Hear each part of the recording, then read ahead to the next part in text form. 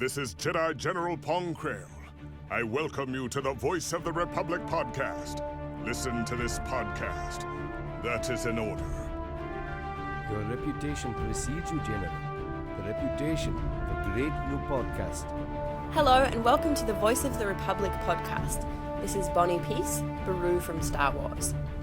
Time to see who's smart enough to join the hunt. The hunt for the Voice of the Republic podcast. So, I hear we're going to be taking out separatists on the Voice of the Republic podcast.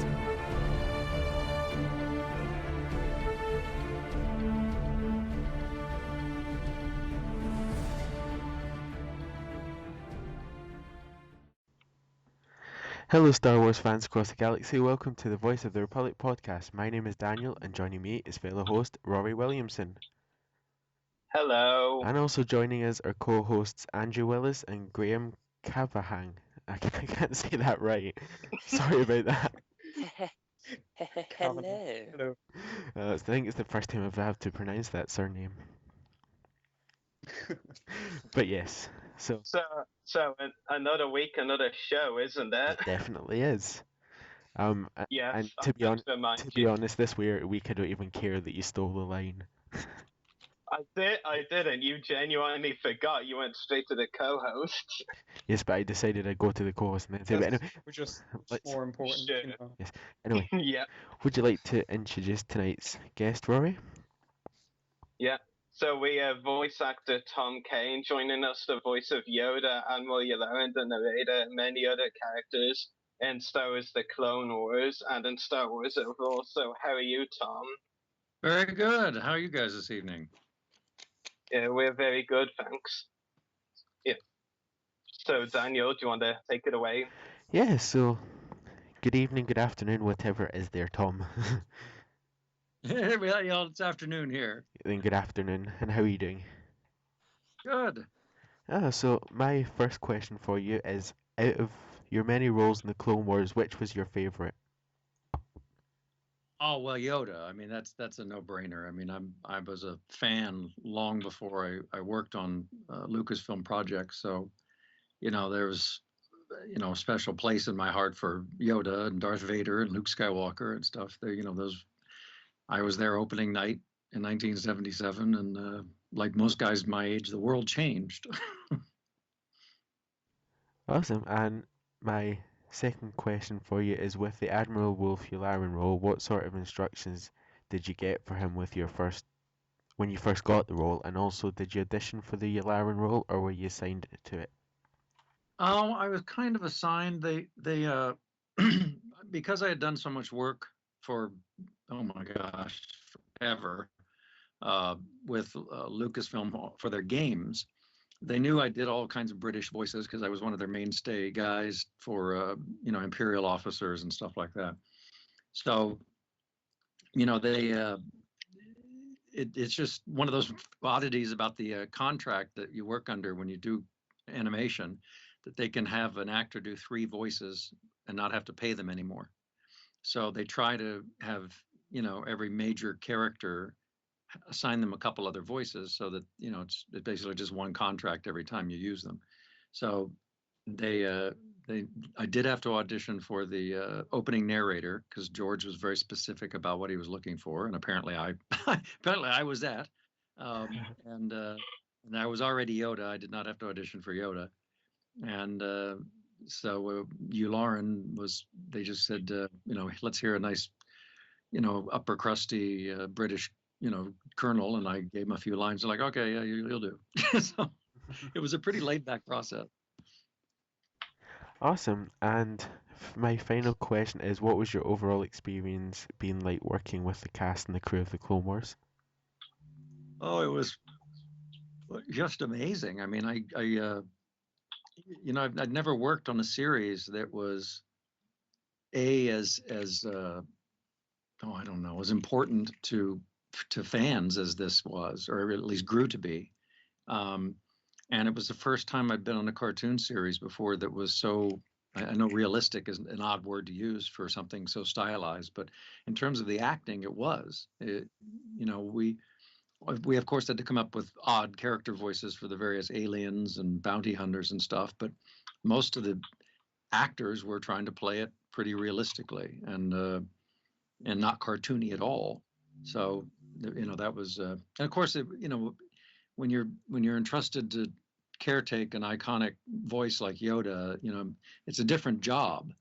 Most of the time you're doing animation, they want you to come up with something fresh and something new, and that's just absolutely not the case when you're trying to do Yoda or Obi-Wan or Tony the Tiger, for that matter. You really have to just sort of come as close as you can to the original. Awesome, and that's all my questions, so I'll hand you over to Rory now. Great. Tom, my first question for you is, how does it feel to be considered the audio double for Frank Oz? Well, as I say, I took it as a great honor, and I don't know, it was humbling in many ways. I mean, this is like I said, it's a character that means so much to millions and millions of people all over the world, and to be the guy that Lucasfilm has decided is the one to carry that voice forward in time is it's a welcome and sometimes scary burden or honor rather. Yeah, that's really cool. And my second question is, out of the many Star Wars projects you have voiced on, which one do you consider your favorite? Well, the last couple seasons of Clone Wars was just phenomenal. I mean, every arc is as good as half the movies that come out. I mean, not specifically Star Wars movies, but I mean, the average Star Wars fan, if you cobble together 3 or 4 episode arcs of whatever this was and put it out as a 90-minute movie or a 100-minute movie, I think people would be happy to rent that on DVD and accept it as such. It was that good a show. So the thing I'm most proud of is probably the Yoda work I did on Clone Wars. Yeah, it's really cool. Thanks for that. And Tom, what can you tell us, if anything, about the bonus content? I know you know very little than we do. Very little more. Yeah, they really I actually just contacted Lucasfilm PR today and Dave Filoni to find out if there's any update that I could tell you guys, and the answer was not really. They are finishing some arcs. It hasn't been revealed whether it's 1, 2, 3. I'm not sure exactly how many, but it's not. They're not going to finish the entire season 6. I know that. So, and again, where they are going to air is, I'm not being evasive. I just don't think it's been decided yet. They could be bonus content on the season 5, DVDs, or they could air as sort of mini episodes or arcs or movies on Disney Channel or maybe ABC. I mean, because Disney owns all this stuff. So, I don't think it's been decided yet exactly where they're going to go. But I do know that they were so far along in at least a couple of the story arcs for season 6 that they wanted to go ahead and finish them and put in just the bit of polish and stuff that was necessary to make them as good as they could be. And one thing I can tell you, I've seen bits and pieces of some of it, and it is probably the best stuff we've done. Yeah, and I'm really looking forward to that and when it eventually does come out. So my last question for you, Tom, is, seeing as you've seen the Yoda clip from Star Wars Weekend, what is your take on the scene, and what hints can you give us about the arc that we don't already know? Obviously, based on what was revealed at Star Wars Weekends, everybody knows that clip that was shown was part of, a potential Yoda arc.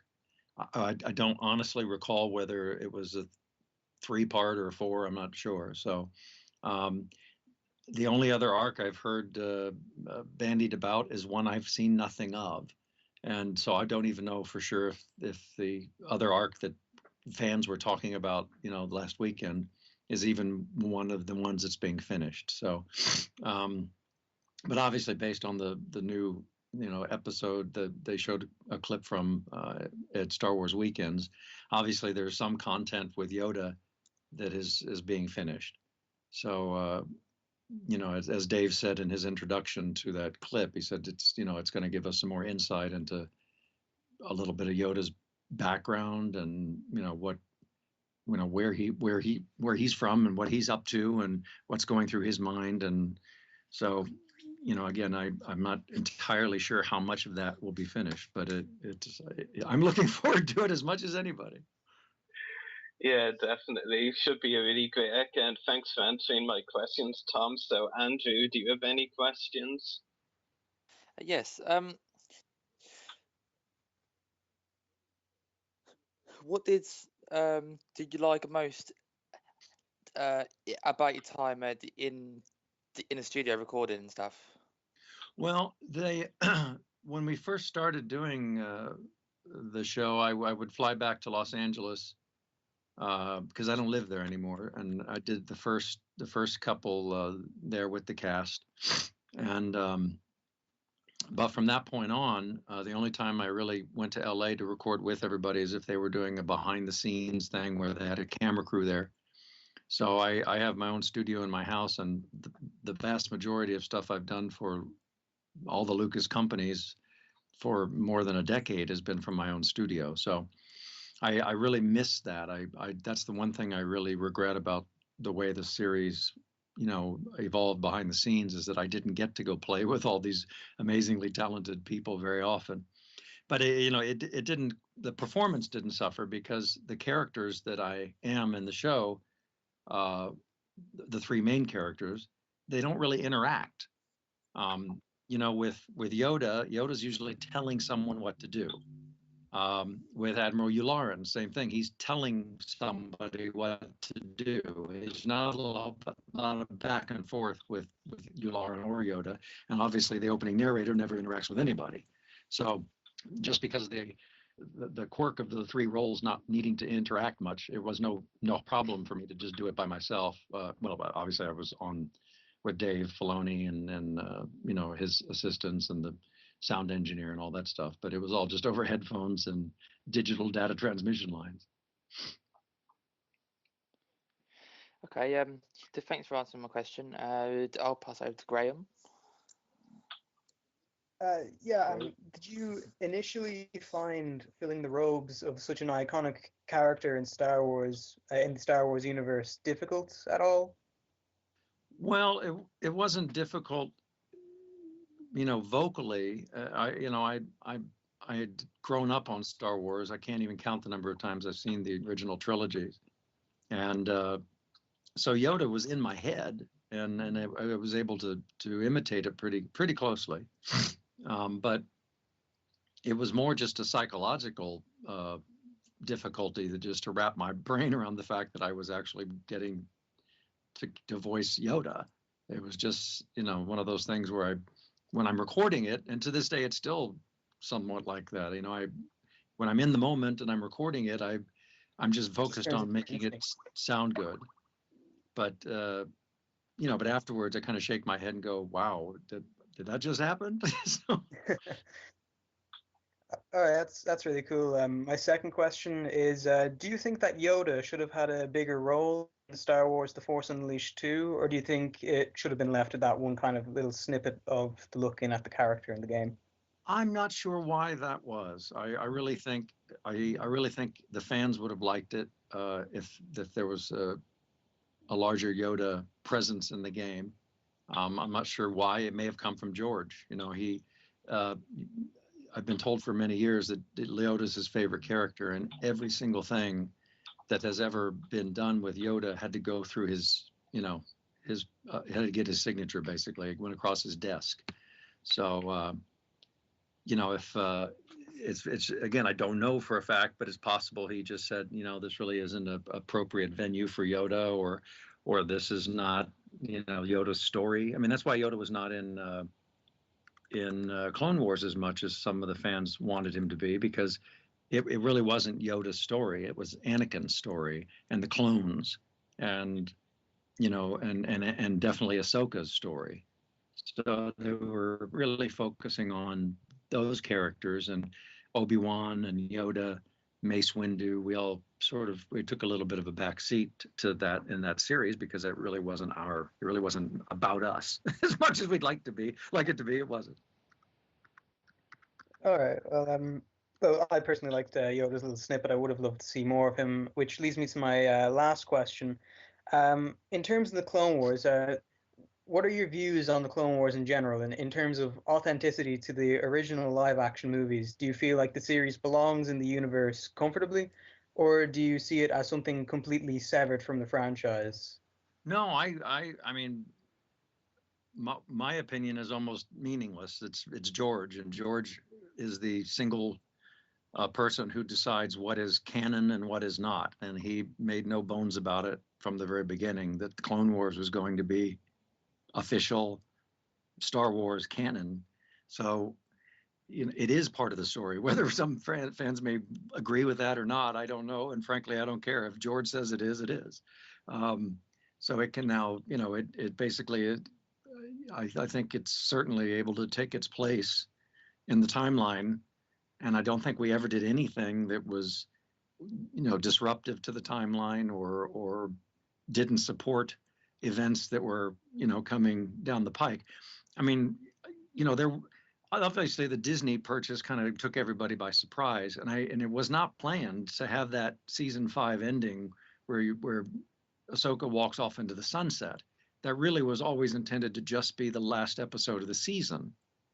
And then we were going to find out what happened. So everybody really lucked out, even the fans in a way, that we just happened to have that done and have that sort of semi wrap up to her character that was able to happen at the right time. So, but and what's really exciting is the new movie. I mean, oh my gosh, there's everything under the sun is possible now. I mean, it's taking place in a time period where bounty hunters are still alive. There's still Jedi on the run. Obi-Wan's still alive. Darth Vader's Darth Vader. The Emperor's there. Who knows? I mean, depending on where it takes place in the timeline, we could have young Luke and Leia, young Han Solo. I mean, literally, the universe is available for them to come up with stories. So I think it's going to be pretty awesome. Thanks for answering my questions. So I guess who's asking the questions from the followers who didn't make it? Daniel? That'll be me. So we've got questions from followers who couldn't make it tonight. So our first two questions come from Abraham Chen, and his first one is, what have you enjoyed most being part of voicing one of the most iconic characters in all of Star Wars? What's it like? Well, like I was saying earlier, it just, it makes me feel, again, very, honored and blessed that someone cared enough to let me do it. But it's something that I value as a fan as well as an actor. So, as I say, I try to very much not put my spin on it. I sort of have I kind of run every line through my head and think, well, even though Frank Oz never said this line, maybe nothing even remotely like this line, how would I imagine Yoda would say that? And so I try to stay true to that. So, but yeah, I mean, it's obviously I love it. It's, I'm getting to play in a universe that, is an incredibly small number of actors in the whole world have been able to do. Definitely. And his second question is, I hope I'm not being too rude, but I've always heard of there being a Yoda warm-up when voicing the character. I wonder if you could explain if this is true. A Yoda warm-up? Sounds like a type of aerobics. I don't do anything like that. I don't do any vocal exercises or anything. I don't know. There's a few people that may do that, but I don't know anybody. Usually when we do these things, we've never seen the script before we walk into the studio. In my case, they send me a password protected, encrypted version of the script. And I usually don't even get to see it until I hook up with them at either in Los Angeles or up at the ranch to record it. So we just take it one line at a time, and Dave Filoni will give me some direction if it's not right, or drive me left or right depending on what it is, and we'll do one or two takes, sometimes only one, sometimes three, and until he's satisfied with the way it sounds, then we just move on to the next line. So, but yeah, no, there's no warm up process. Misled information there he got. Well, there's always a lot of that out there. So our second lot of questions comes from Adrian Fernandez, and his first one is, how is it like being a commercial announcer to voicing so many characters and voiceovers for TV shows, video games, movies? Well, I kind of got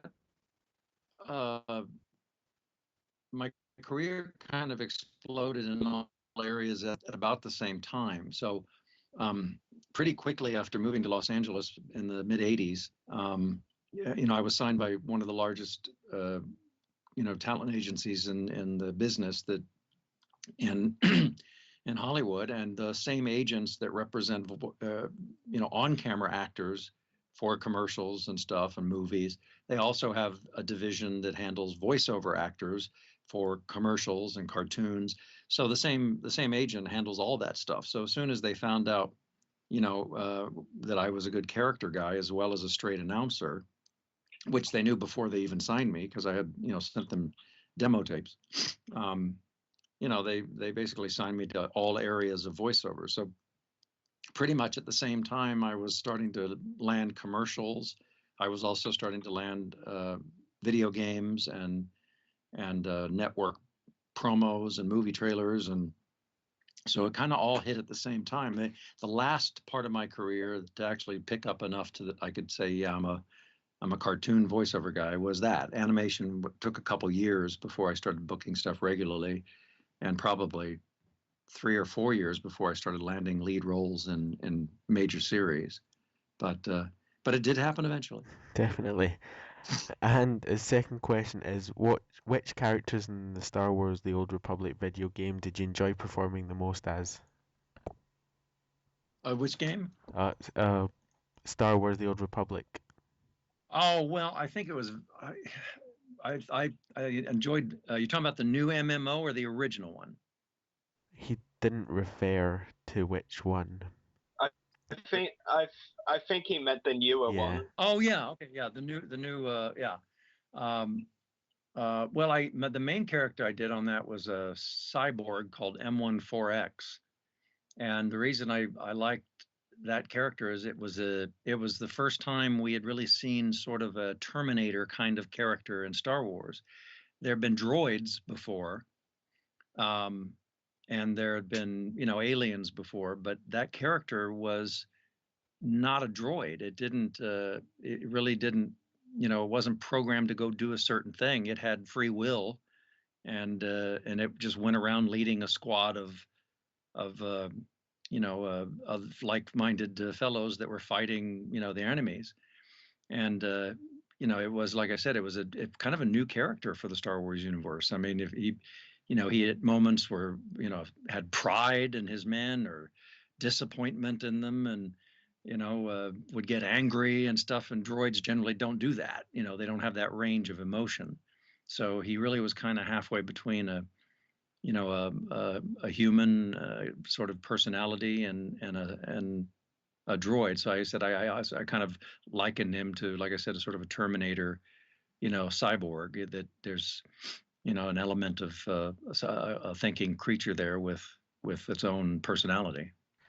Definitely. And his next question is, what are your plans for this summer as far as celebrations or other Star Wars events?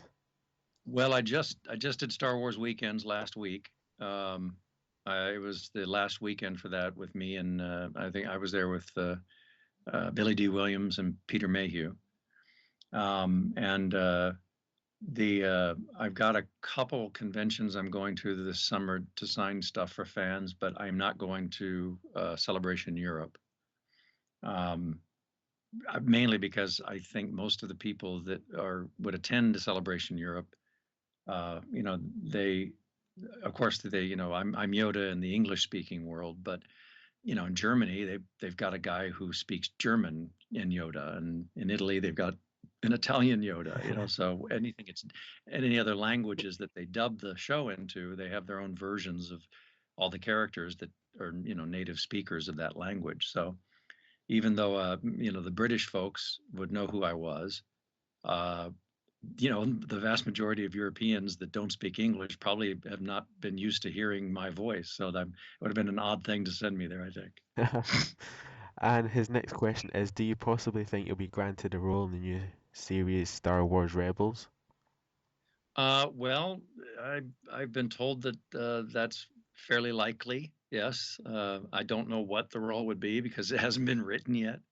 I'm sure Dave has a pretty good idea in the depths of his fertile mind as to what he might want me to do or not do. But since none of the characters are set in stone yet, or there's just so much that planning that has to be done still.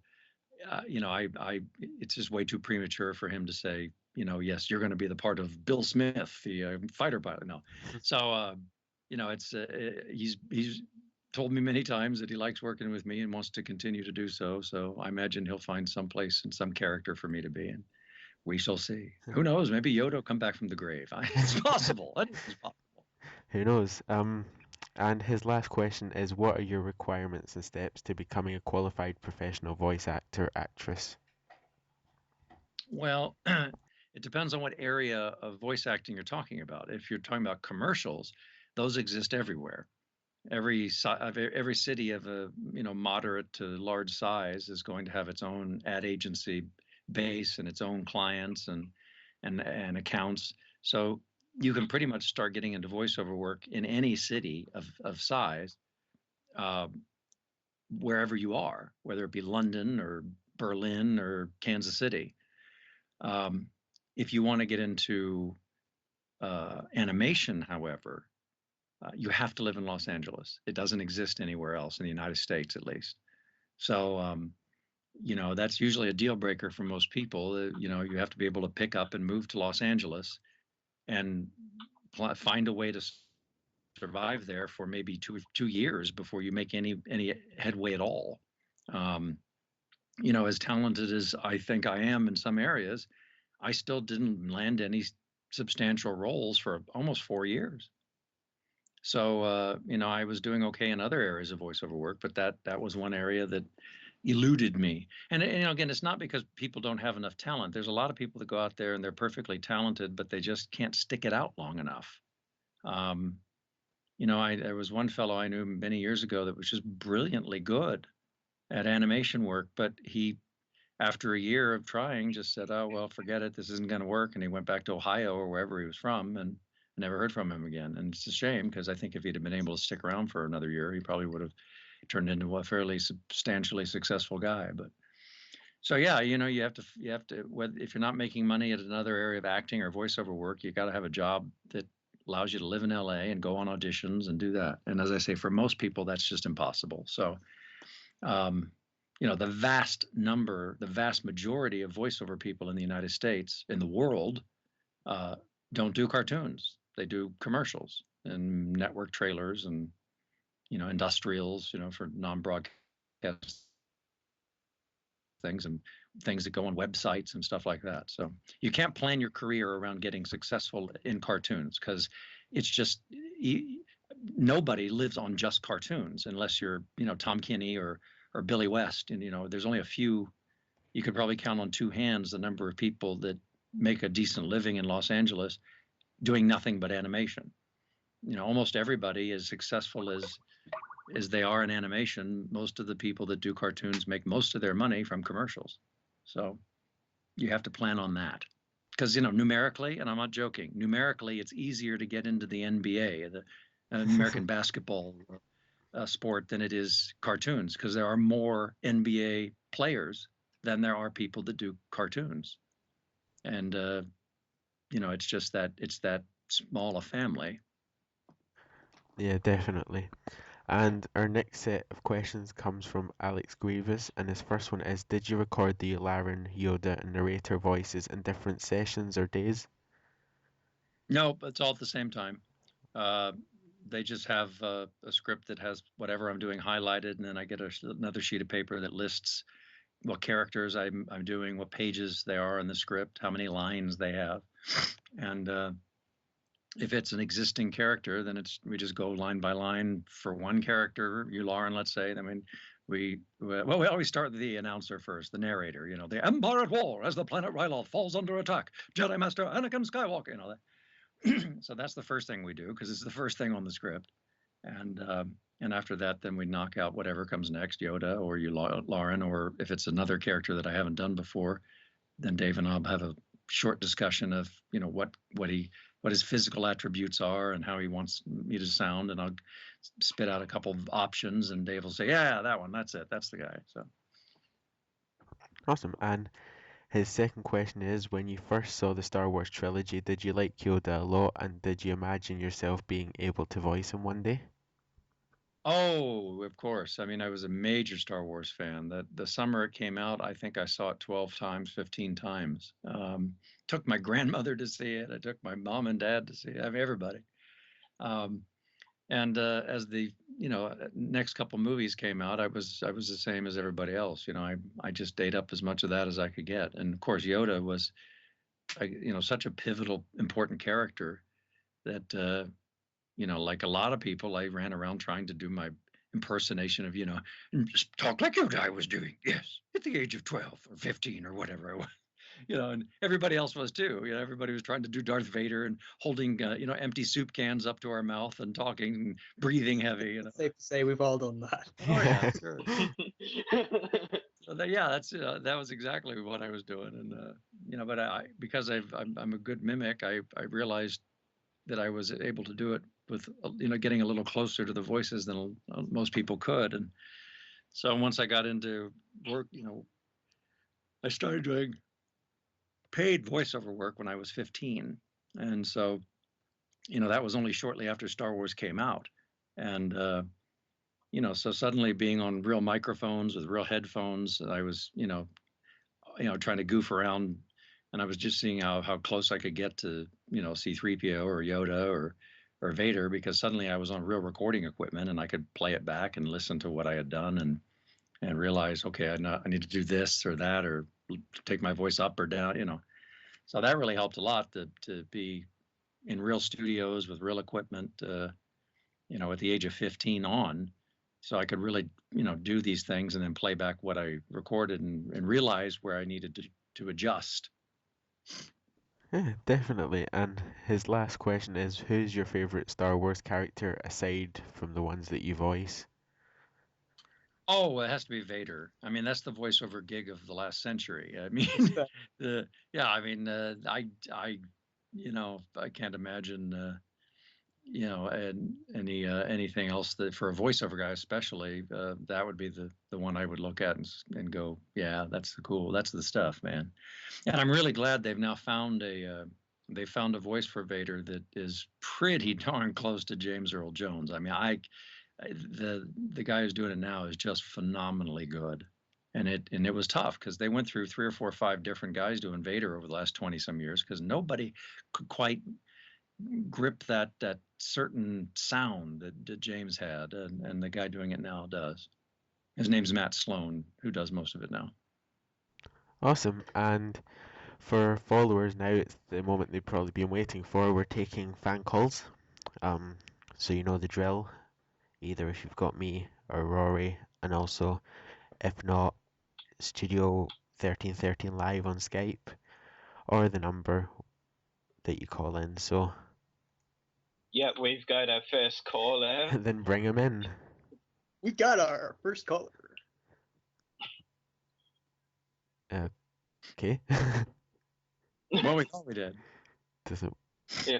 Dan doesn't. Well, Oh, yeah. no, There you it's go. not that. Yeah, there we go. Hello, Dan. Hello. So, what's your question? Oh, may I begin with a quick Definitely, thank you? yes. Mr. Kane, is that okay? Oh, Tom is fine.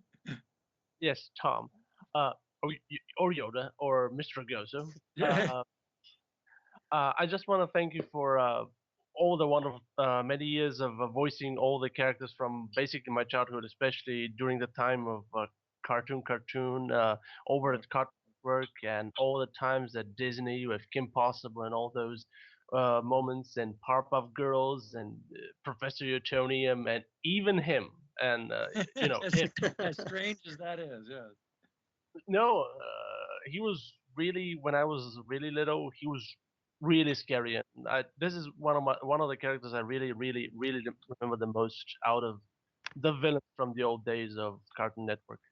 Yeah, it's when I sign things. That's the comment I think I get the most about Powerpuff Girls, is that they actually kids were actually scared of him. So. Oh yeah, and I can concur. I'm not sure if that was meant to be the devil, but Well, it is, yeah. Well, I mean, I asked Gendy and Craig one time. I said, "What were you guys on? How did you come up with this?" It was yes, it was supposed to be the devil, and he's got a Santa Claus suit on from the waist up, wooden lobster claws for hands, and stripper boots. And oh yeah. and they just smiled and went. "Oh."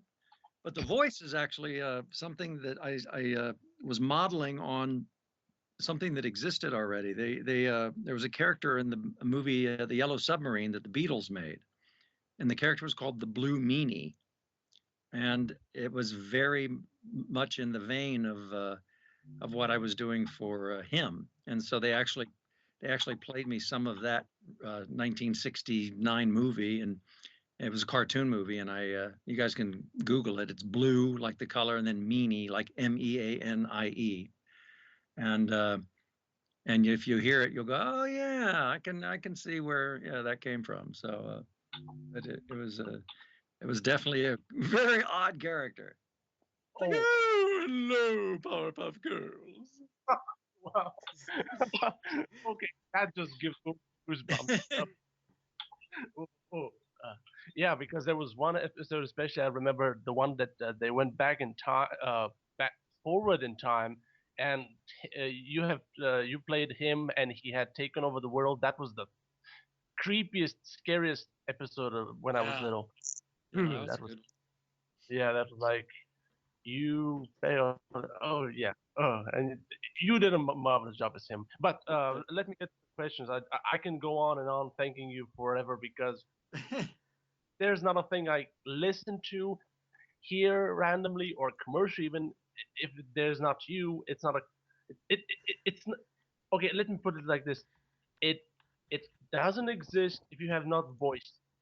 Sort of. Thank you.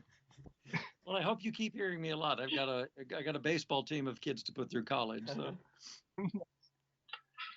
So I'll get to the question. So I could not. I don't, because I know there's a long line of people waiting after me to ask you a whole bunch of questions, especially about the bonus content, which I'll ask very little, nothing directly. So, okay, when we talked about him, which do you consider like more threatening? Really scaring, imposing villain like him who can turn into a giant monster thing, or a menacing villain like Ultron from Earth's Mightiest Heroes, because that was really menacing as well, or a creep like Ozig Stern who had actually your face in The Force Unleashed. So which do you consider the most? I think something like Ultron, if any of these things were real, that would probably be the most feared one, because he was not only completely pitiless, robot, he was out to destroy all of humanity. He wanted to basically cleanse the planet of us wretched little bugs, and as creepy as him was, he never seemed to have any intent to murder people, so. I think it's, most of the villains that I've played, or most of the villains in most cartoons, are pretty small scale. They're just trying to, rob a bank, or they're trying to take over a city like Townsville or something like that. But, here you have something that is trying to basically, destroy humanity. So that's a different level of, it's like the difference between Fidel Castro and Joseph Stalin. Yeah. Yeah. My next question would be, because Ultron is the ultimate evil, but for instance, it, like you've played also Magneto and Doctor Doom, who are also big megalomaniacs. Yes. Uh, do you find those roles more enjoyable, including like Monkey Fist and other maniacs, like all kinds of Imperials, for instance, all through the 90s and 2000s? Do you find those more enjoyable or equal or less enjoyable than Yoda or any positive character like Professor Utonium? Well, no, I mean, I don't look at a role in that regard. I mean, I'm just happy. Most of the time, you're just really thrilled that you're going to be on the series or a guest star or something like that. And you know, uh, so while it's not so much that I like certain kinds of characters. Generally, though, the bad guys are more fun to do because you can just get absurd. You can really chew up some scenery. Um, but that sometimes the villains are more realistic, like you know uh, Magneto. I mean, he wasn't we didn't play him or draw him to be some lunatic.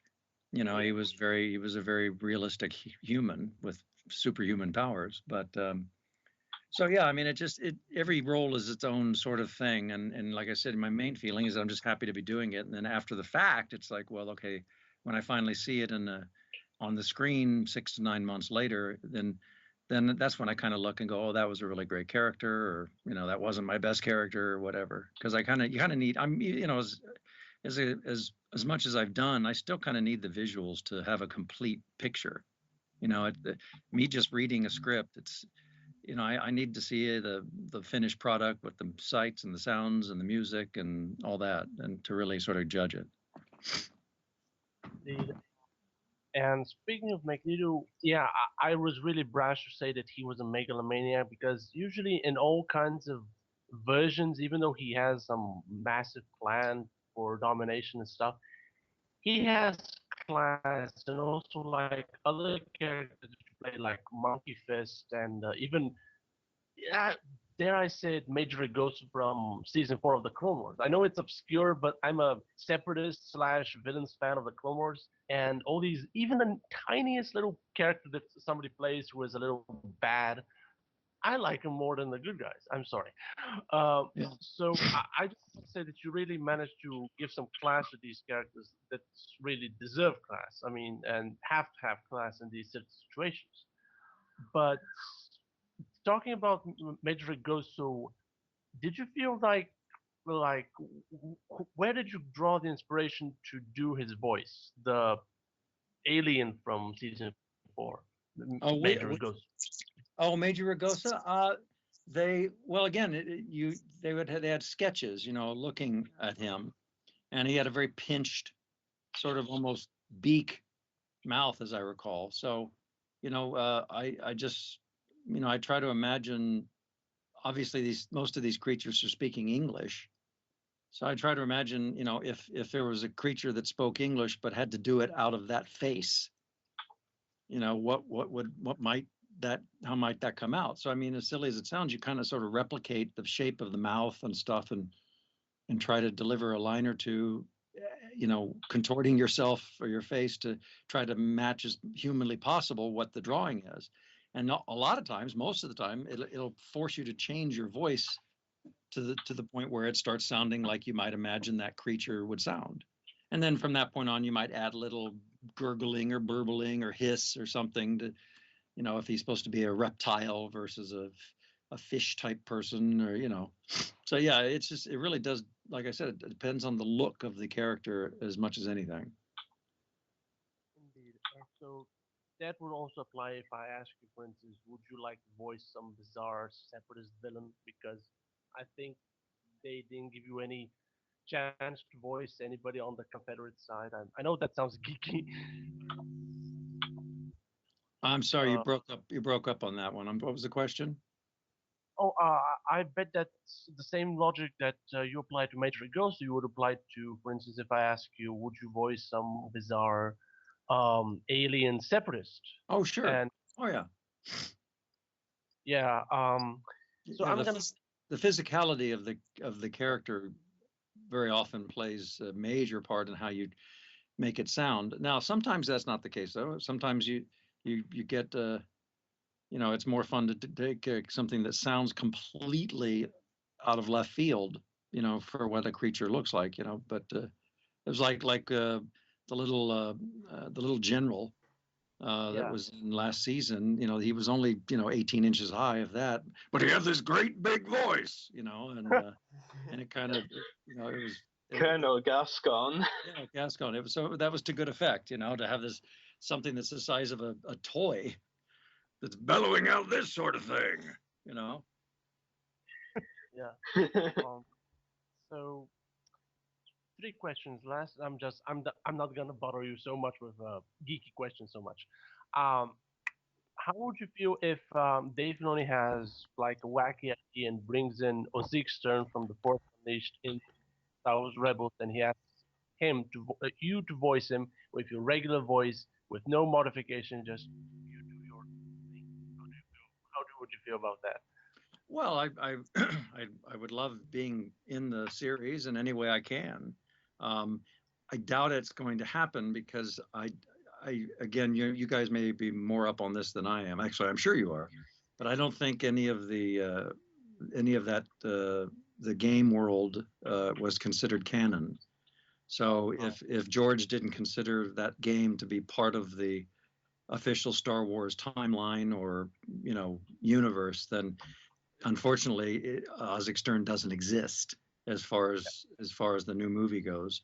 But again, there's no telling what's going to come down the pike because George has sold the company, and there's going to be other people running it and in charge of it. And although they say he's going to still be a consultant and he's always going to be George Lucas to us, there's going to come a time when he's completely retired and out of it and has nothing to say about it anymore. And so who knows? I mean, they may decide with episode 7 or episode 12 that they want to start bringing in characters from the expanded universe. And, if nobody really offers a reason not to, then, the sky's the limit. But at the moment, if it's not George Lucas approved canon, it's not going to be in the movie. Oh, yeah, that is sadly true. Yeah. And the new series Rebels is also canon. It's going to be something that is quite realistically able to fit into the time slot between the movies it is supposed to. So and it takes place between 3 and 4. And there's a lot of time there. We go from episode 3 where Luke and Leia are literally just born to 4 where Luke is 18. So they have 18 years of time to set all the stories they want for Rebels. So that's what I'm saying. There's going to be no shortage of possible storylines and plots and arcs, and there's far more that they could do than they probably will be able to do. And most series, even phenomenally successful series, rarely go beyond 7 or 8 seasons, maybe 10 if they're hugely popular and profitable. So there's going to be a lot more possible story that they could tell than they will have enough episodes to use to make it. So. And as I've been told, one final question for me: which is actually the role, any kind of role, from commercial, from movie, from TV show, that basically you have grown so attached to that you would miss the most, or have missed the most, since you have moved on to other projects? Well, Yoda would be the greatest loss personally because it means so much to me. And it means so much to my kids. My children have mostly grown up with me as Yoda, so it's just part of our family. And if and it will happen someday. Someday I'll have to pass the role on to somebody else. Whether that'll be next year or 20 years from now, I don't know. But it's going to feel like a loss, obviously. And but I very much miss Professor Utonium as well. And there's anytime you do a character for 6 or 7 or 8, 9 years, it becomes part of you. So when you suddenly stop doing it, it feels a little bit like a part of you is missing. So it sounds weird, but that's just the way we are.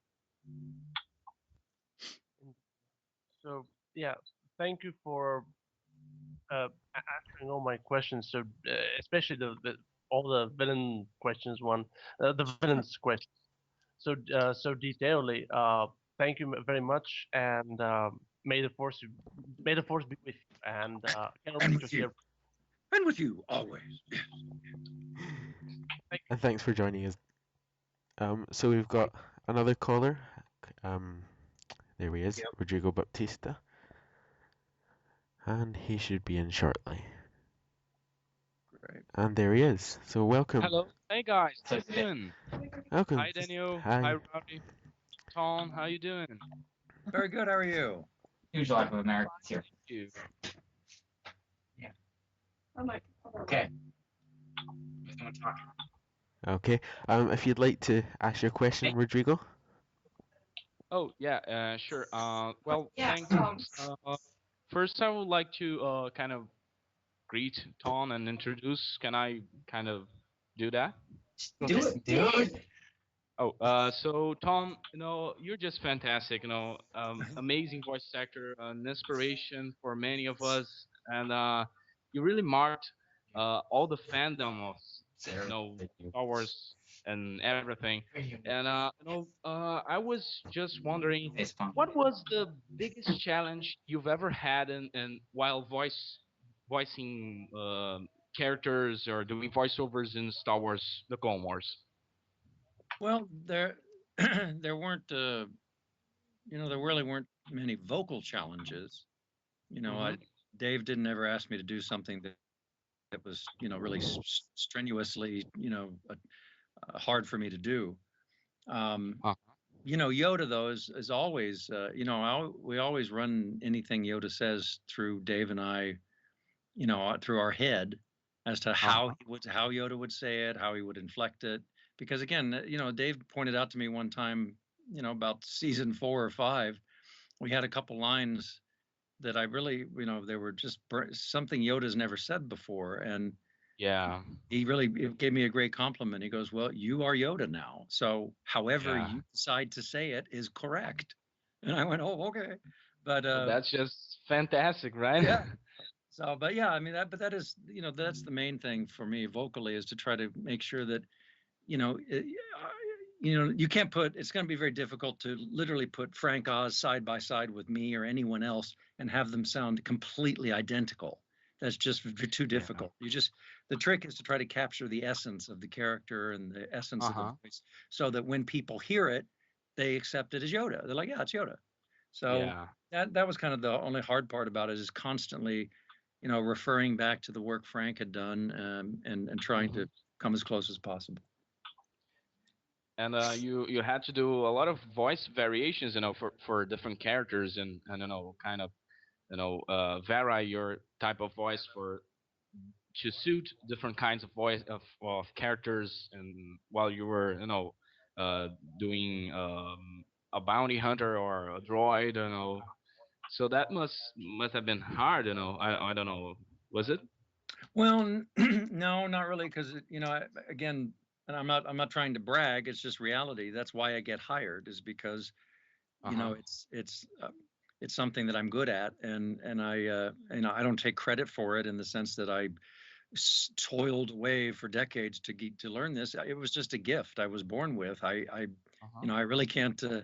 I'm not going to lie to you and say that I slave away every hour of the day, practicing. I don't. It's like I always use the example of, a painter or a sculptor or some, Leonardo da Vinci may have had some people give him some tips, but they didn't make him the artist he was.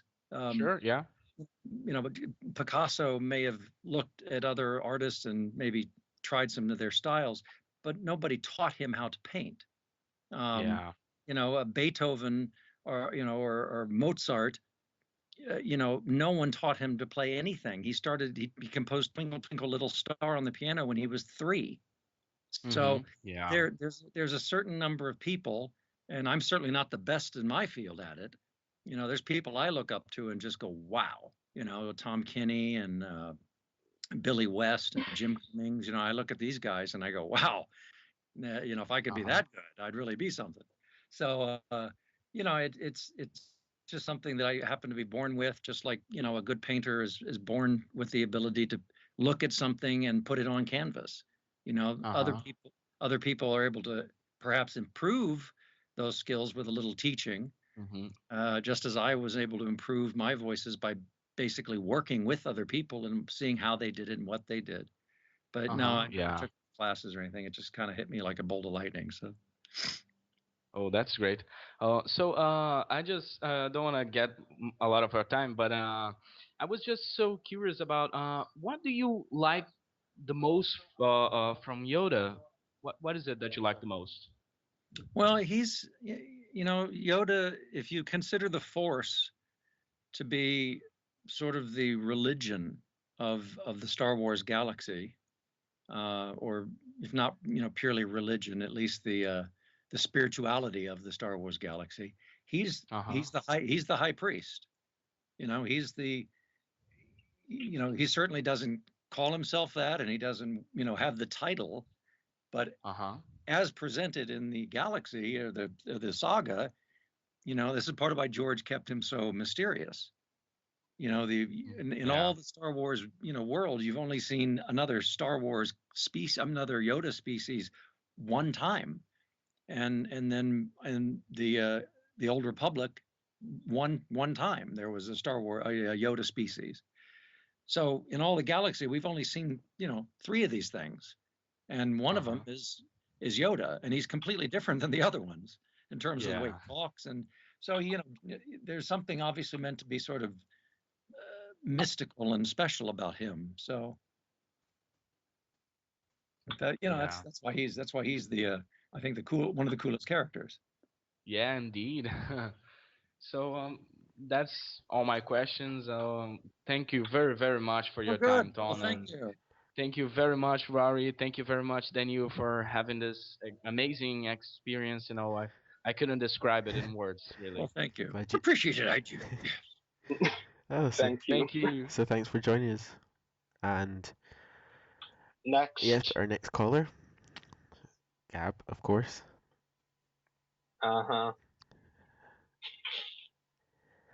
He was disappointed when I limited them to 3 questions. Oh, well. Oh no, he doesn't want to answer it. Yeah, I can go a little bit longer, but I have a session starting in a little bit, so. He's angry that I only gave him 3. Oh well. I know. And his call doesn't seem to be coming through very much, so yeah. I'm not angry that you gave me 3. Hello. It's because you weren't answering. We just assumed. No, it's just that's why. Anyway, welcome, and you're. I don't think he likes you. I don't like you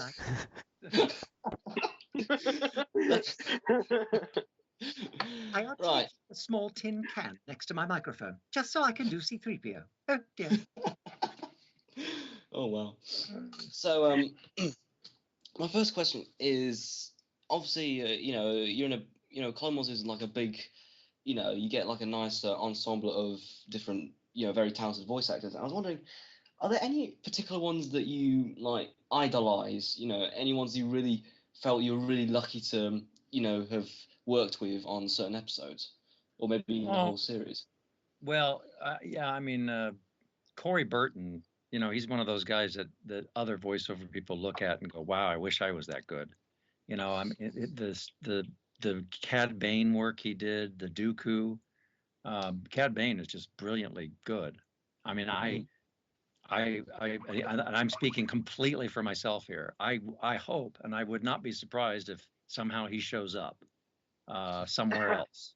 I mean, I can't imagine Dave and the powers that be not wanting to bring a character like that somehow into the fold, whether he shows up in Rebels or a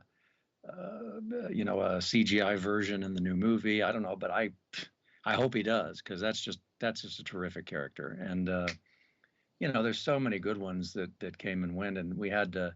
So one of the amazing things that happened with Clone Wars is because it was Star Wars, we had guest stars that came in and they didn't get paid any more than anybody else did.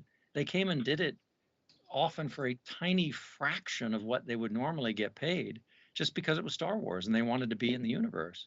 I mean, you know, it was just. I mean, Sam Jackson actually did the Clone Wars movie, and when he heard that we were doing it, he actually called up and said, "Can I do Mace Windu again?" So they're like, "Oh yeah," you know. So you know, it just you know, we had Jon Favreau, who you know is used to making millions and millions of dollars every time he does a project, and there he is working for a few $100 like the rest of us. So it's, you know, it just it brings that out in people. Wow. Yeah, for some reason I knew you were going to say Corey Burton. I don't know, some part of me really thought you were going to answer like Well, that. and another one with Jim Cummings as Hondo Anaka. Just brilliant. Yes, yeah, I love Jim Cummings as well. Okay, my second question is, obviously, since you've voiced in pretty much every single episode in the series, even if it's just the narrator, are there any particular episodes that you like voicing in particular? Like any ones that stand out more than the others? Well, yeah, I really enjoyed Yoda in the pilot Ambush. It was the most, as George puts it, Ep5 Yoda. So that one was particularly one of my favorites. Let me think. Well, there's some stuff that would have been in episode 6 that was pretty phenomenal.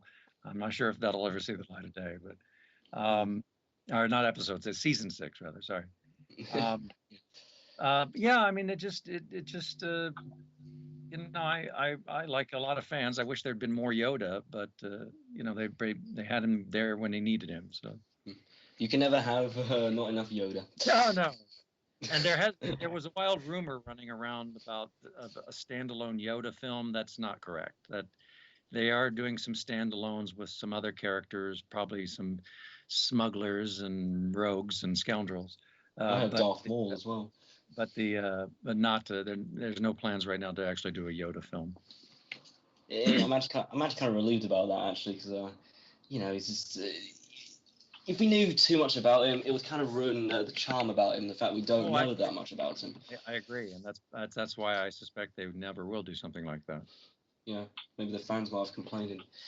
And my last question, since obviously you know you voiced Yoda not just in Clone Wars, you know you voiced him like you know in video games, and you voiced him in comedic sketches like Robot Chicken, for example. Like, how do you feel like you can voice a character, this particular character, but in so many different ways, like you know whether it's to parody it, or whether it's you know just or you're taking it very serious like in Clone Wars, or even or even in a comedic point of view. Well, I must admit I felt a little odd the first couple times I did a parody thing. I actually called up Lucasfilm to make sure that it was okay to do that. You know, it all had to go by George. I mean, there were a number of things over the years that I've recorded as Yoda that when George finally saw the script, he just said, "Nope, cut it." You know, you know, things that, you know, especially things Seth had some skits. Seth had some stuff we did with Yoda and C-3PO and R2 that will never ever see the light of day. But good Lord, was it funny! But George just looked at it and took his big red pencil and went, "No." Yeah, well, yeah, that's George Lucas for you. Yep. Yeah, I think the less we know about Yoda, the more powerful he seems. Oh yeah, well, there is that saying, less is more. And obviously there's no better case than with Yoda. So that's really all I've got to ask. It's been a real pleasure speaking to you. And obviously I'm not the first one to say this, but may the force be with you always. Oh, thank you. You too. Yes. Yeah, so thanks for joining us, Gab, and yeah. Oh, no problem. Bye. Yeah. Oh. Dark side. Well, that was awkward. Next. It's almost like the talent shows just cut them off and bring the next one in. That's what it should be from now on. So we'll just await Alex to enter, and then we'll get. Yeah. And there we go. So welcome, Alex. Oh, hello. So You sounded surprised. yeah, I'm kind of surprised. Oh. So it's a great honor to be able to ask this question, Tom. Well, certainly. I really love your work as all the voices in the Clone Wars, and there was this little misunderstanding earlier that I already asked sort of 3 questions. So the only one I have now is, what would you like to see in the Star Wars Rebels in the new series? My name in the credits. Come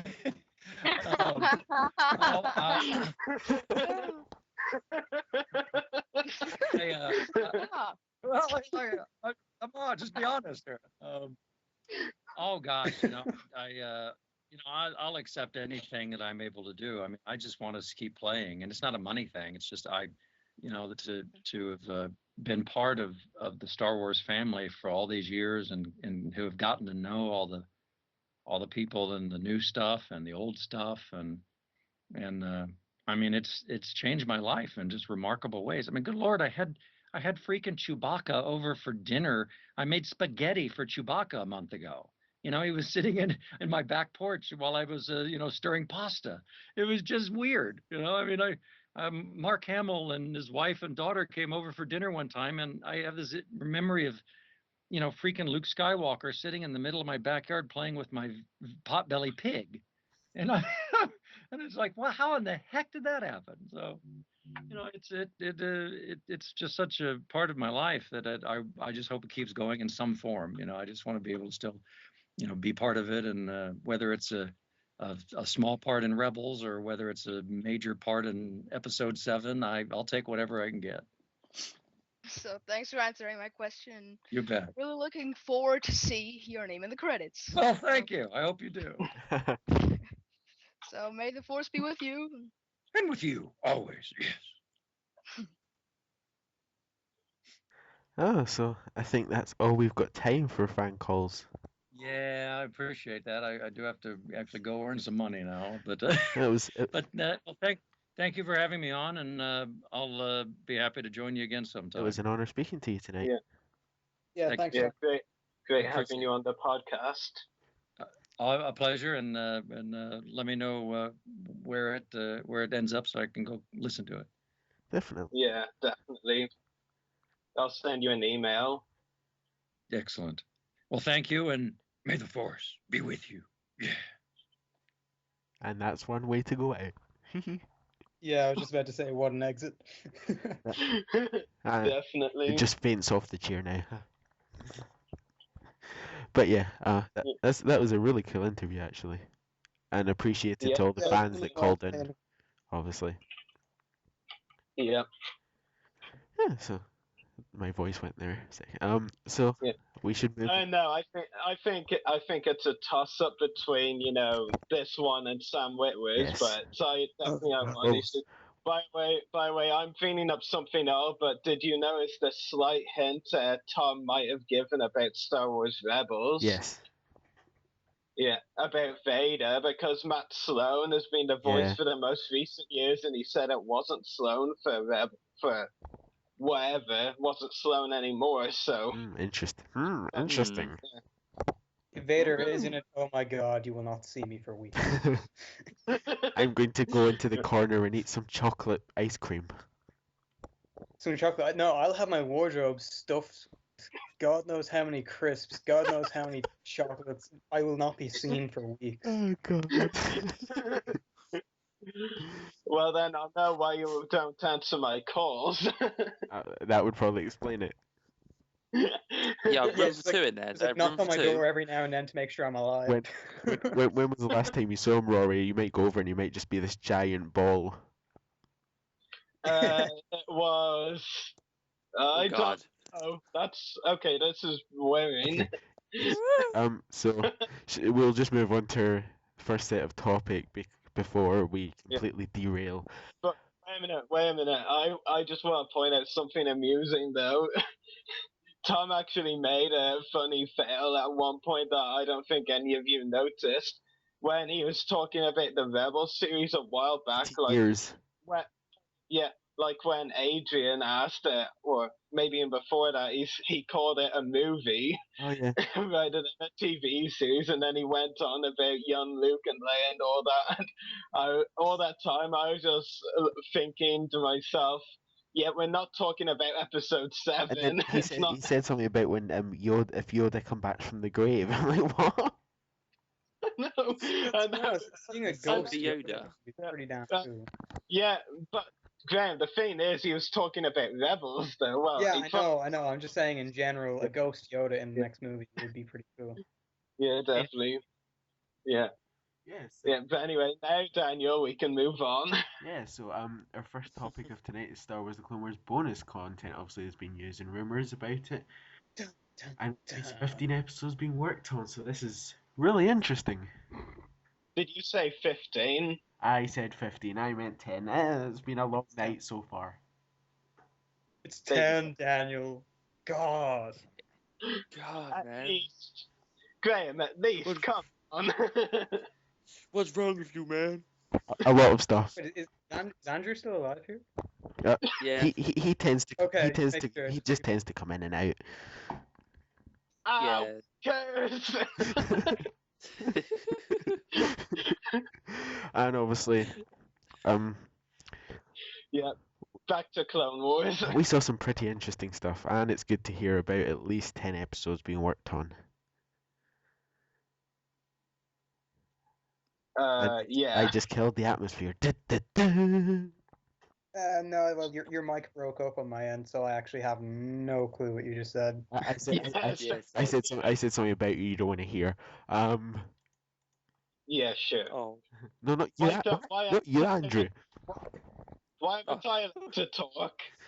Go on, I want to discuss this. Anyway, discuss. Yeah, so we know at least 10 episodes have been worked on, obviously. But that probably doesn't mean that it doesn't really mean they're taking into consideration with 10 the episodes they've already done. Clovis was meant for season 5, so I think it's safe to say, the 10 numbers on your referring to episodes they're still working on rather than those already done, like Clovis. So I think that's maybe 13. And sure, I'm going to bring this up yet again, but James Taylor himself, around the time the first news that Disney were cancelling the Clone Wars came up, James Taylor himself had said that they pretty much, been working on most of season 6. Like, they didn't finish it, but most of it was done. So I'd say it's up to 18 episodes being worked on. Of course, Clovis, it doesn't come into this consideration. It's already done. So at least 10 doesn't include those, as I said. The Order 66, because some have pointed out the clip, it does use Clone Wars music, and as we know, lots of preview clips have tended to have, themes from the movies thrown in there, the non-completed ones. Yeah, I think it's safe to say the Order 66 arc, if that's not the final episode of the arc, which I probably isn't even, that arc might be done as well. So it's essentially 2 arcs already done right away. Clovis, 3 episodes, Order 66, probably 4. And I think one of the writers might have actually said that, so that's 7, and at least 10 being worked on. That's up to 17, I'd say, maybe 18. Because really, I think it's not realistic to have 17 rather than 18. With 18, you can merge a few X, and now 17, definitely. you might end up being left with a standalone if it's 17. And we know the Clone Wars doesn't do standalone episodes now. No. So, yeah, I think I've said this the whole time, but I do think the actual number is 18 episodes. And like I've said, this 10 episodes is just the ones finishing up. Yeah. Really. Yeah. So let's hope and fingers crossed about it. Yeah. What do you all think, Daniel? I sincerely hope it's 18. Andrew. As much as possible. I want as much as possible. That's what. Yeah, and finally as well, they're hoping that well, it's not definite, but they're hoping they're in discussions to get a full soundtrack for the Clone Wars series, which is something the fans have wanted for a long time, definitely. Yeah. Yeah, if they bring that out, Ruri will also not see me for weeks after that either. Just put that out there. Yeah, no, you won't actually see me for weeks. I'll be too busy going, right, I could use that soundtrack. Right, I'm going to use that one. Stop motion, click drag. No, animation. Correction, not stop motion animation, but Oh, yeah. that's right. It's Oh animation. God, yeah, Graham, yeah. you've made a big mistake. No, I'm kidding. Oh, no, no. Oh, that's fine. I'll just push it off. I usually I know. do, you know. Obviously, we've seen the Opal Rance's head sculpt. Yeah, so as Daniel was saying, we've obviously seen the Oppo Rancis's head sculpt. Have you? Yes, I actually seen this. For I have once. not. Right. Because, actually, to be honest, you lost me. So. Yes, we always lose you by the looks of things. But See, Graham. This is why I sent you a PM. Sent you a PM at 4. Sent you a message at 4 p.m. saying if there's anything you need help with or want to understand from these notes, tell me. Yeah, well, don't you think it's a lot funnier for people to laugh at my fail? That's also pretty funny. that might boost our audience a bit, actually. Yeah. Anyway, the upper Rancis's head sculpt definitely does look very accurate. Definitely. Now, yeah, we've known for well over a year Upper Rancis's is coming, and I think now with this, the post that the head sculpt is shown, and I think it's pretty obvious now Upper Rancis's will appear in at least one of the bonus content episodes. Maybe not in a battle, but maybe. I'd love to see him in action. That's for sure. It would. It would. Yeah. And of course, we can't forget, while not necessarily Clone Wars, the animated Stormtrooper helmet for Rebels. That I have seen. Okay, wait a minute. You've seen the animated Stormtrooper helmet and Apparentis's head sculpt were on the exact same post, and you saw one but not the other. This game we're talking about. Yeah, but you know me, Rory. I'm probably one of the laziest people you will ever meet. So. It can't be that hard to look through a blog post. Well, dear, I even managed to see, to see both of them, and I'm a lazy. Keys, you know. Rory, you've seen my exam results, for Christ's sake.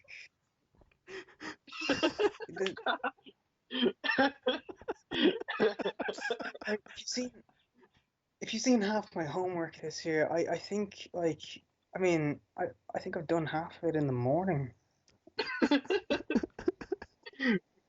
Anyway, keeping back on topic, what do the rest of you think of all this? Oh my God. Yeah, the deadass. Oh my God, Daniel's gone. Give me 1 second. Do you need a glass of water? Are you dying over there? Because, I can email you a glass of water. You can do that now, right? Well, there's the 3D printer. Sweet. Yeah, okay, I'll email you a glass of water through a 3D printer. Where can I buy one of these 3D printers?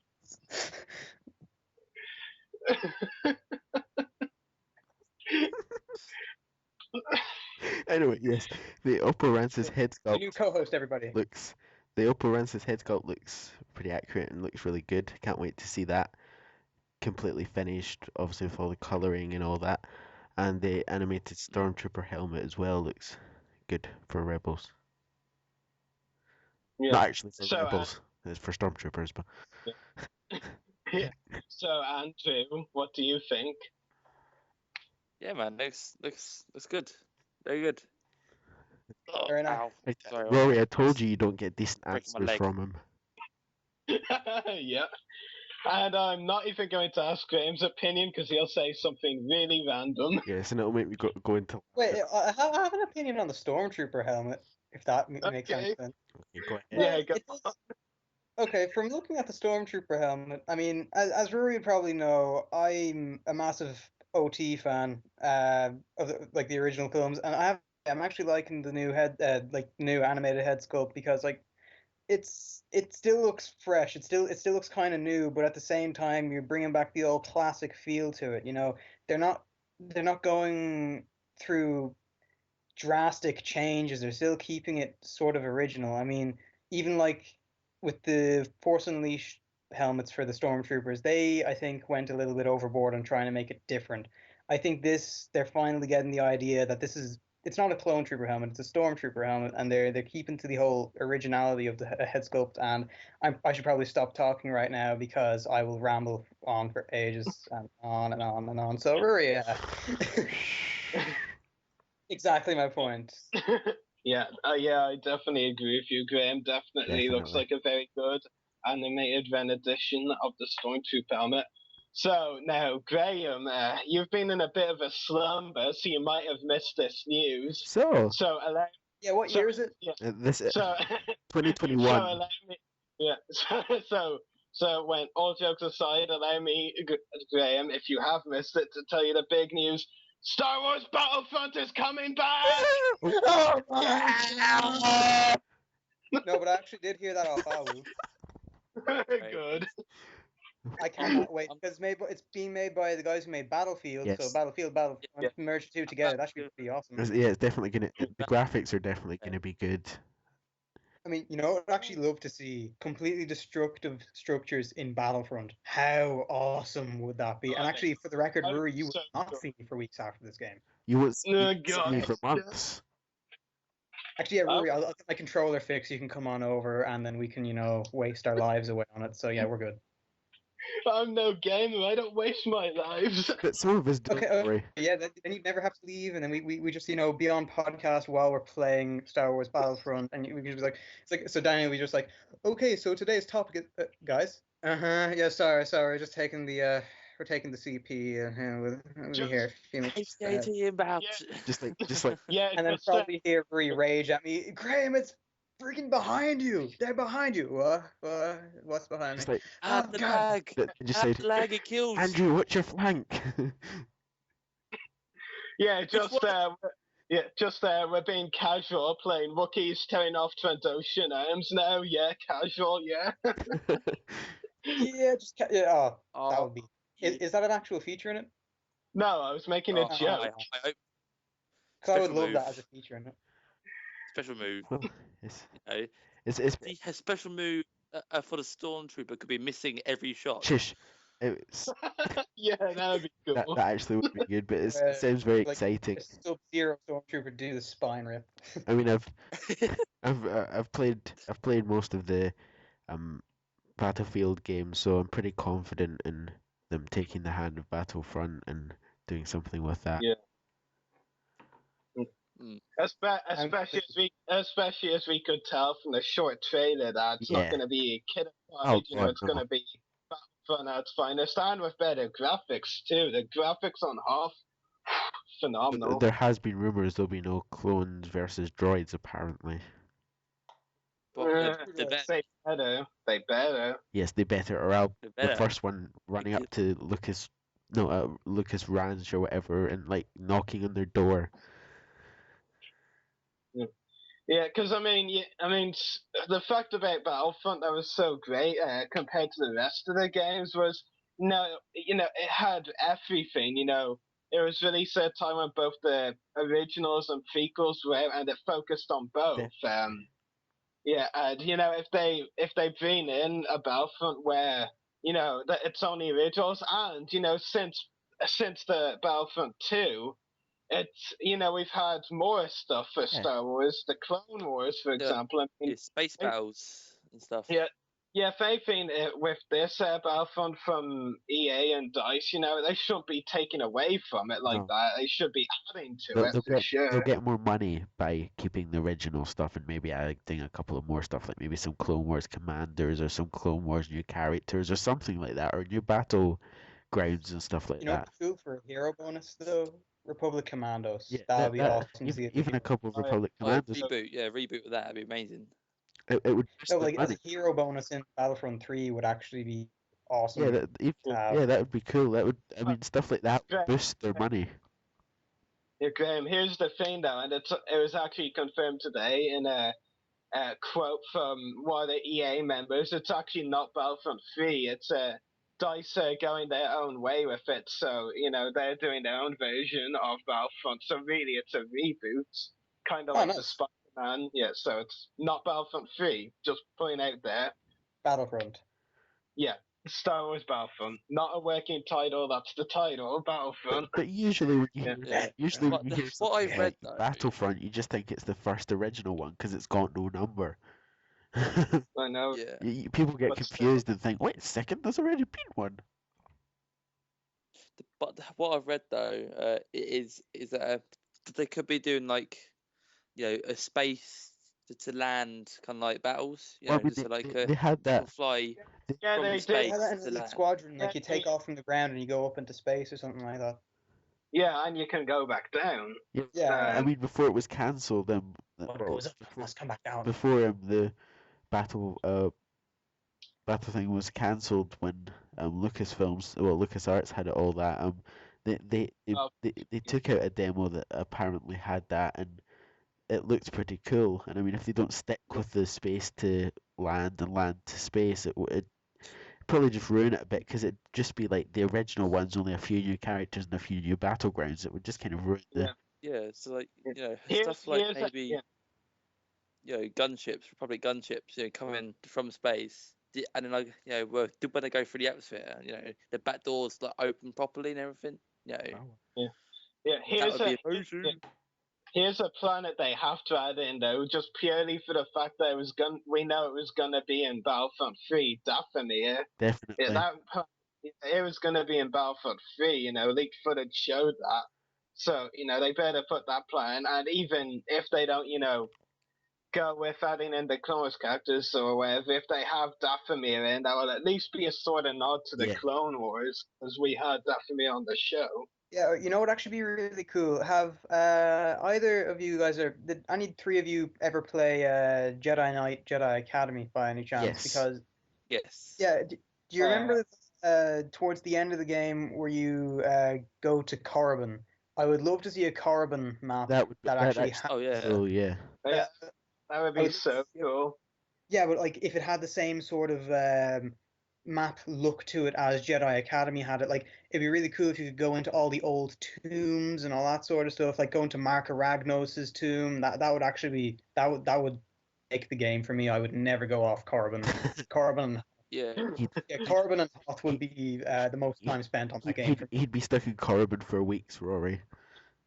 Yeah. It's like, I can't get away. I'm going to camp here for the Get a night. phone call from Rory. Yeah, Graham, where have you been? I'm kind of on Korriban. Just like, What? I'm stuck. That's fictional, Graham. No, not anymore. Not I'm anymore. gonna camp under this tree for the night. Just I have my Xbox plugged into a little socket in the tree, like a tree house. Korriban. Yeah, I'm on Caravan, just chilling with the dark side, yo.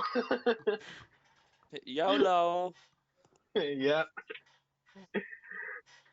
YOLO swag. Run away. Yeah. So it's definitely. So after this awkward silence, what should we talk about? It's definitely going to be interesting. So if we've all agreed that we've done with this subject, we will move on. And our next topic is. Wait a minute. Commander Wolf better be in Battlefront. I had to say it. Genuinely. Yes, So Cody as well. our next topic. Maybe even Commander Key. You don't know how to shut up, do you? I can't help it. It's a good game. Yes, you can. It's really funny because one minute he doesn't talk, and when he does talk, he interrupts. So our next topic of the night, if Andrew allows us, is Celebration Europe 2 news. So, Rory, I'll let you go. Celebration. No, Daniel, Graham, I bet you haven't seen the latter, but whatever. First of all, guest announcements of concept artists Doug Chang and Ian McCaig, and the guest announcements also confirmed that these two prequel trilogy concept artists who were laid off once by Lucasfilm are now coming back to work on Episode 7 and possibly the rest of the sequels as well.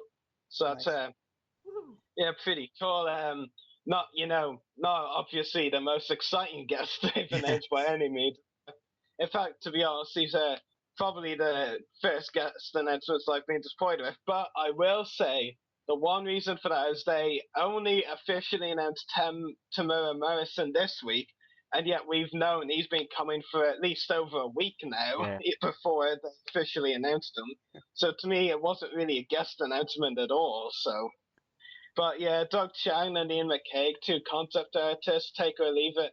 They'll only be doing panels. They're not going to be signing autographs. And to be fair, they only played really minor parts as well. I mean, I may be able to tell, the minorest of the minor characters, but even with those two, it's really hard. Like, one of them I know played a flag bearer, but I don't know where in the Phantom Menace, and the other was on 3008 or something. Don't even know which is which, to be fair. Yeah.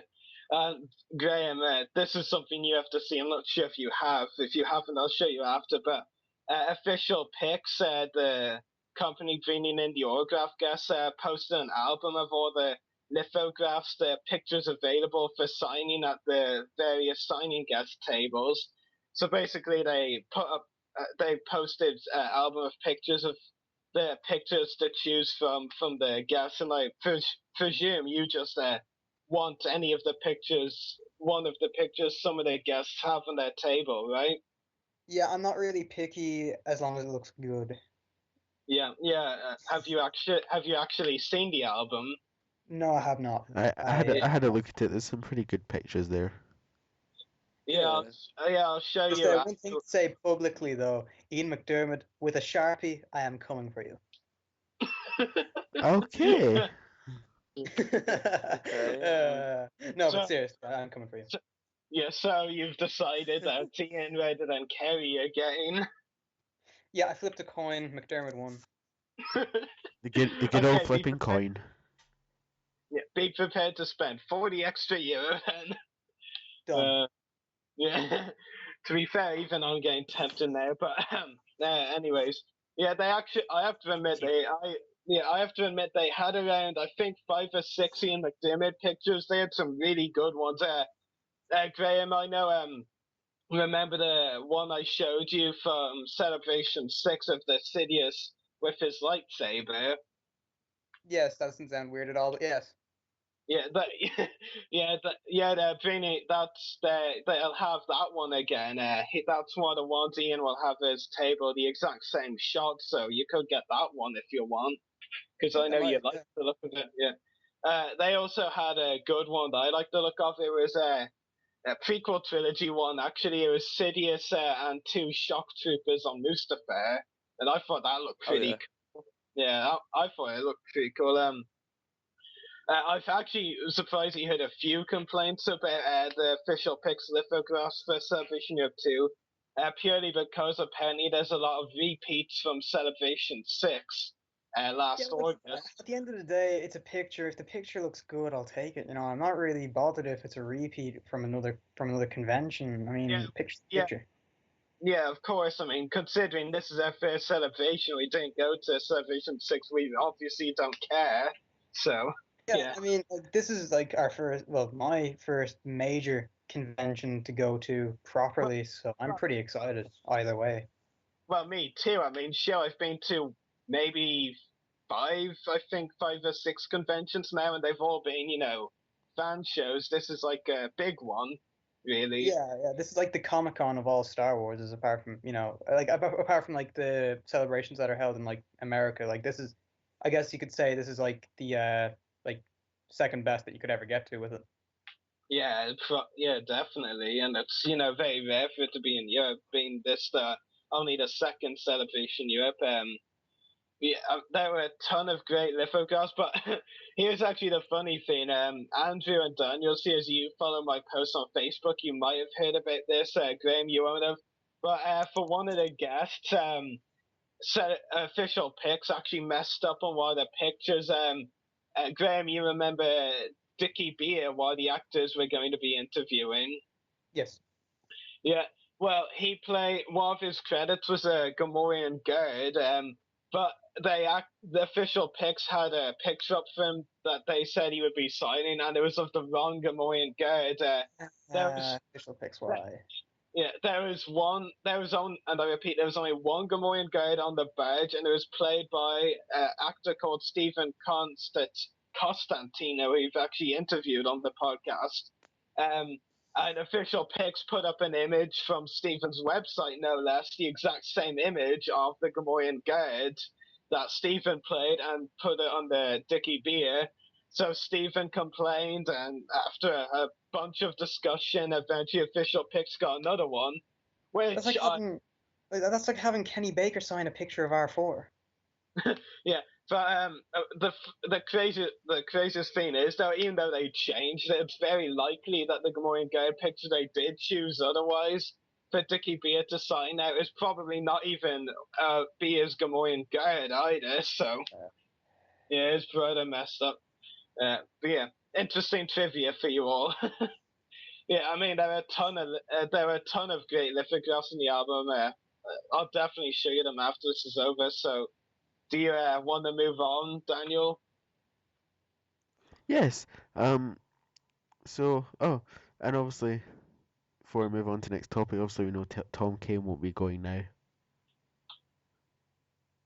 Yeah, we know that. Yeah. Yeah. I was surprised what he said. Like, they won't know me in Germany. I was actually just about to say, but I didn't want to cut across anyone while he was talking. I was actually just about to say, well, that counts me and her out.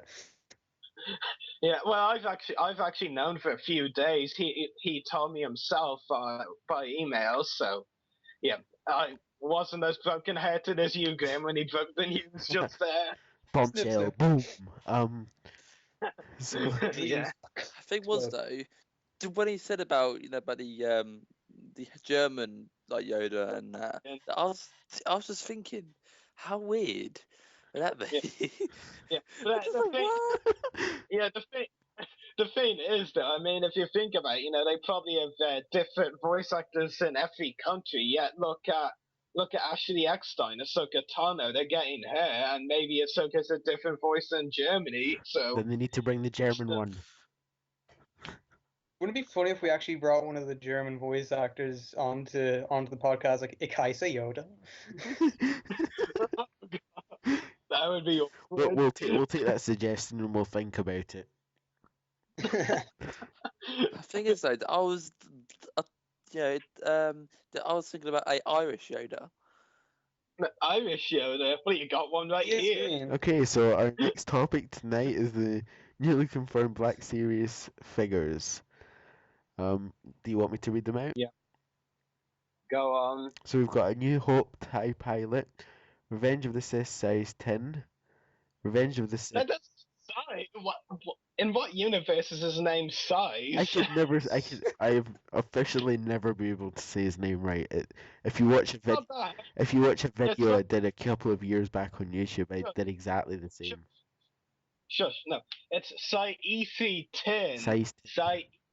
It's not hard. That's what she said. Revenge.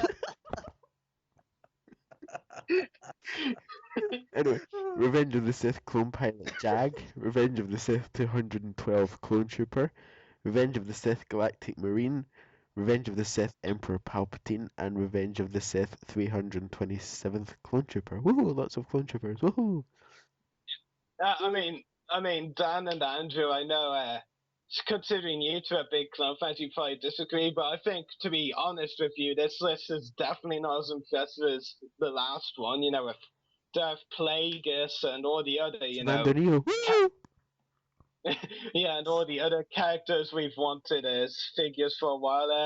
I mean, it's not a bad list. It'll be great to get updates of most of these figures. In fact, I'll probably pick them up for the fact that they're updates. Definitely. A New Hope TIE Pilot. I don't have a TIE Pilot yet. Yeah, I don't have a TIE Pilot yet, so I'll probably get that. Revenge of the Sith Size 10. My only Size 10 from that film is, from a battle pack, and it's not exactly a great figure nowadays. Clone Pilot Jag, that would be a really cool figure to see. I'd definitely pick him up.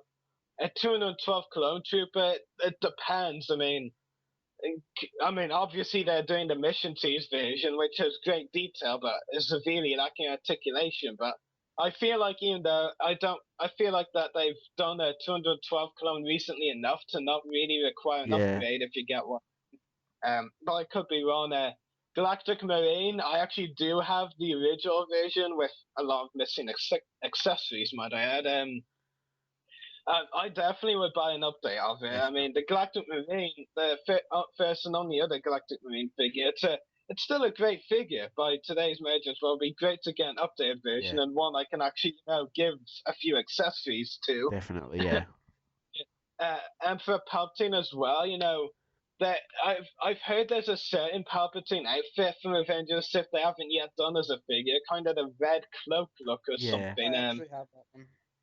Yeah, so if they do that figure, I think a lot of people would buy it. If it's something else from Avengers Sith for Palpatine, I think it might not be as popular as it could be. And lastly, the 327th clone trooper, that's Bly's Legion. I have at least one good version of those troopers, but I could do with another one for sure, especially if this one's better. Because to be fair, I do prefer the Attack of the Clones vintage collection clone trooper sculpt a lot better than any other. Yeah. Aside from being on par with the Clone Wars sculpt, of course, but it's definitely one of the better ones sculpted. Anyway, so yeah.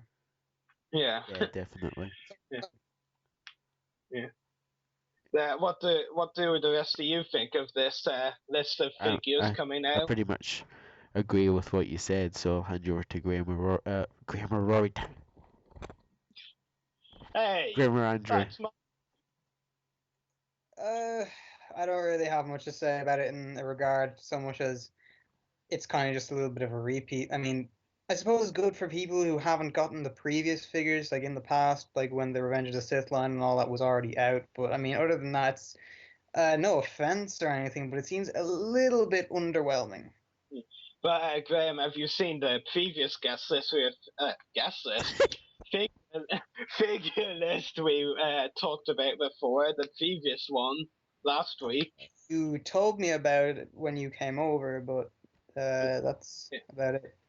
Yeah, there's actually a lot of great figures. It's a great variety. We're getting our first Darth Plagueis figure. The moon. Yeah, that should be really interesting. I really want to get that. Yeah. But I mean, this list here, the one we just discussed here, this one seems fairly underwhelming. But I mean, we got a good couple of figures in the previous list, so I suppose It's made up for I shouldn't be too underwhelmed. But this particular list, I'm not too. I'm not going to say I'm not too fond of it. I'm just not completely wowed by it. And Andrew? Andrew, any thoughts? No. So what? Sorry, what? Sorry, I phased out there. Mate. Andrew, please. You just can't get a straight answer with this guy. I really mean it when I'm gonna devote him to tea, coffee man. Oh, I make a nice brew. Oh, there. We're gonna promote. We're gonna demote you to the tea lady temporarily. Yeah, tea lady.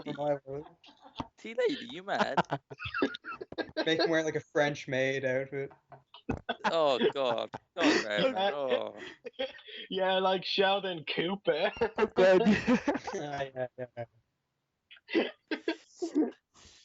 So you're basically Sheldon Cooper. True Willis, the tea lady. So and like Daniel, he'll like come over to your house with a cup of tea, and you're just like sitting like bare bottom on his Green Day albums. Oh,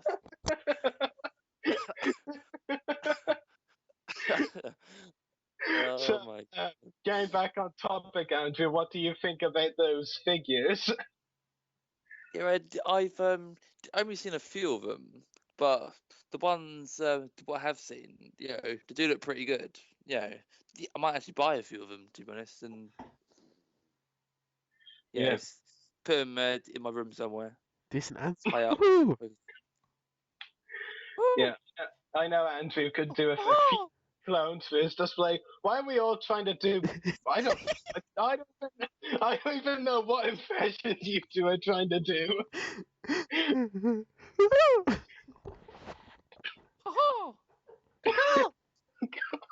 Stop. Well, wait. It's gonna be Mickey Mouse. Wait, but, welcome to the Yes. Oh my God. No. I think this is some sort of sign that we should start regaining our sanity. That's never gonna happen. Ow, stab myself. There you go. I'm ready. No.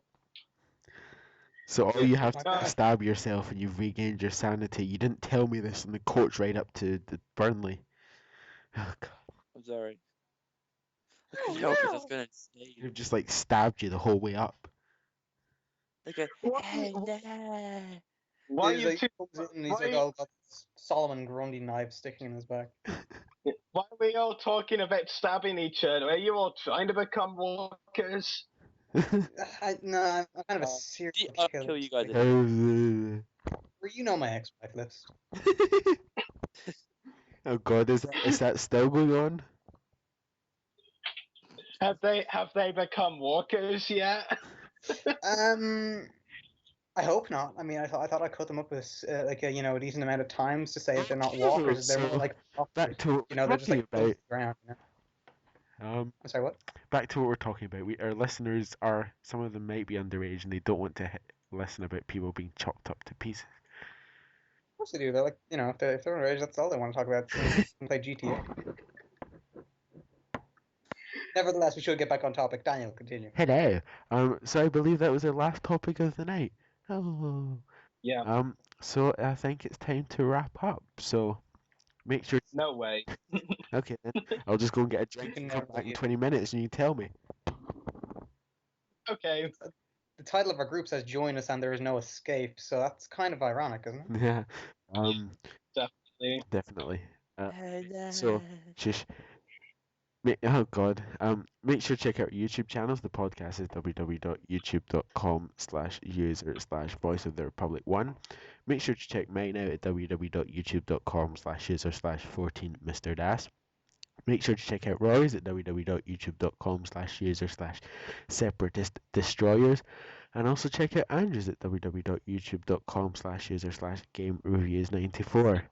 And check out Graham on Everything Geek Podcast. And Rory's left me this really long link that I'm not even going to bother reading out. So just look for Graham on Everything. Why are you so lazy? You're not going to type in Graham on Everything Geek Podcast. That's not going to come up. Read it out. Okay. www.facebook.com/photo/.php?FBID equals 65629004386. You missed a zero. Seriously getting killed. Yeah.